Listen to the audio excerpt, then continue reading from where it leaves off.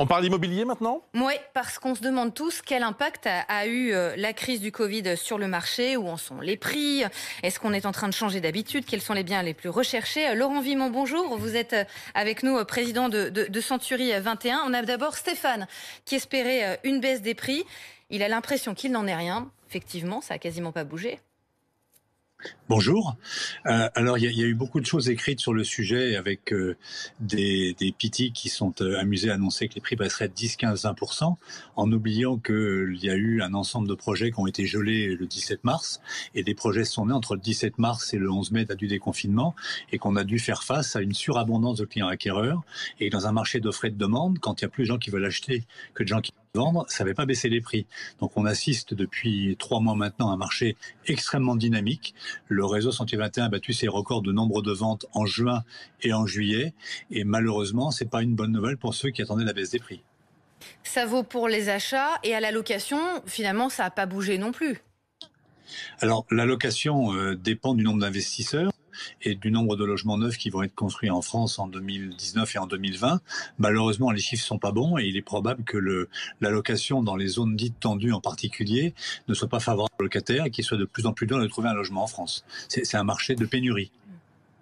On a Alix qui nous écrit que depuis le confinement, tout le monde rêve d'une maison avec jardin si possible. Est-ce qu'il y a encore de bonnes affaires à faire? En tout cas, très clairement, on s'éloigne du centre. Alors les bonnes affaires, si je les connaissais il y a longtemps, que je les aurais faites, et malheureusement, on sait qu'on a fait une bonne affaire souvent après. Souvent, ce qu'on cherche, c'est une affaire saine.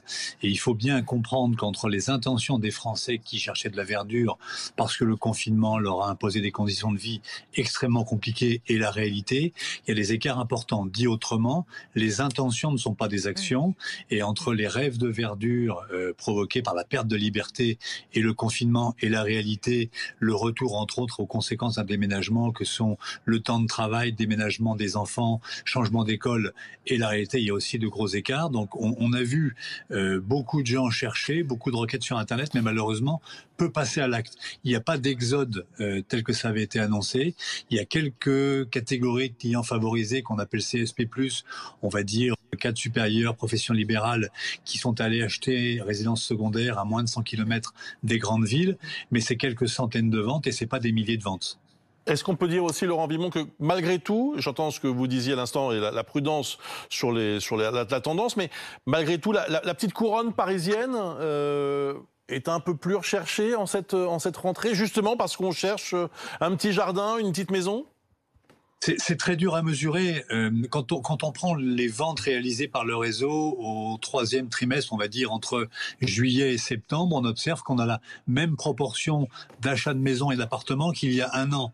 Donc il n'y a pas eu une explosion. En revanche, c'est vrai que les gens vont privilégier dans leur recherche un peu de verdure, mais vous savez, la recherche d'un logement, c'est une équation entre un rêve, un projet et un budget. Et en général, on fait des concessions.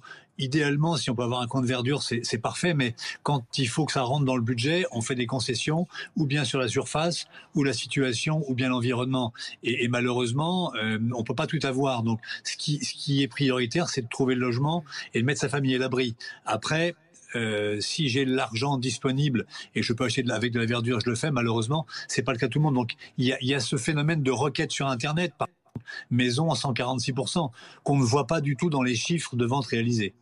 Est-ce que quand même certaines villes gagnent en attractivité? J'allais dire des préfectures qui étaient un petit peu endormies, qui aujourd'hui permettraient en termes de budget, d'accessibilité à ces familles, justement, de déménager?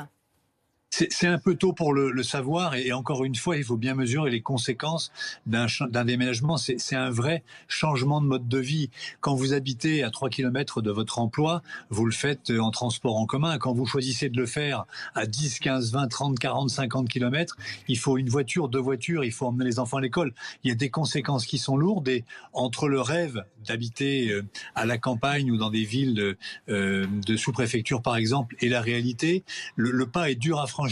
Les intentions ne sont pas les actions. Merci beaucoup Laurent Vimont d'avoir été Merci. en direct avec nous.